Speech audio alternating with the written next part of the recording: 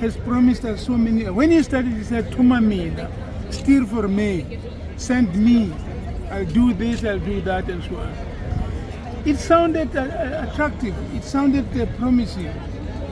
But I'm telling you, today, there's no education for our children, there's no work for the parents, there's no hospital. People are dying of cholera because there's no water. Simple water, clean water to drink, it's not there. It simply is not there. Look, we're not expecting anything. The reality is that Mr. Ramaphosa will continue to lie to South Africans, undermine their intelligence, undermine their common sense.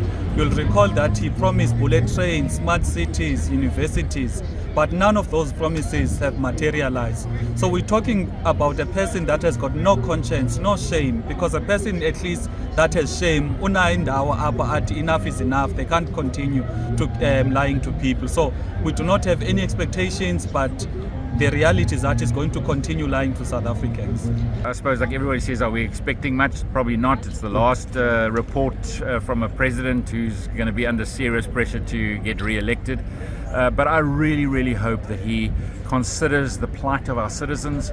So I want to see him making a decision around funding into education and health, which is a huge problem for us in the province. Our queues are getting longer, our queues are under pressure, our classrooms are under pressure. So we need to be much more decisive on making sure we support education and health. The same old, same old.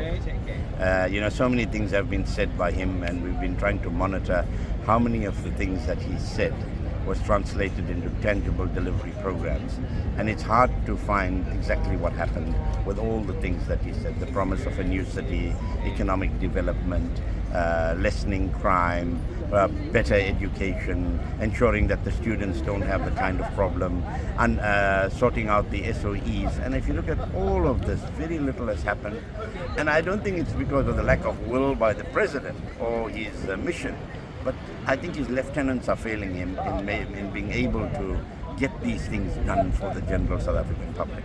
For our view is that he's going to use this SONA as a means of campaign. He's going to take the platform of SONA to campaign to South Africans that they need to be voted back in May. And I want to say to South Africans, the lived realities of the people should inform South Africans that the promises of the president are one thing, but the lived realities, it is what people are subjected to. Therefore, they must vote in accordance to their lived realities and vote for a new government. With murder numbers going up to 27,000 people in South Africa last year, quite frankly, we want more decision making at provincial level. Give us those powers to actually even take what we've done already to further lengths to make it safer. That's really critical. We have to fix the ports.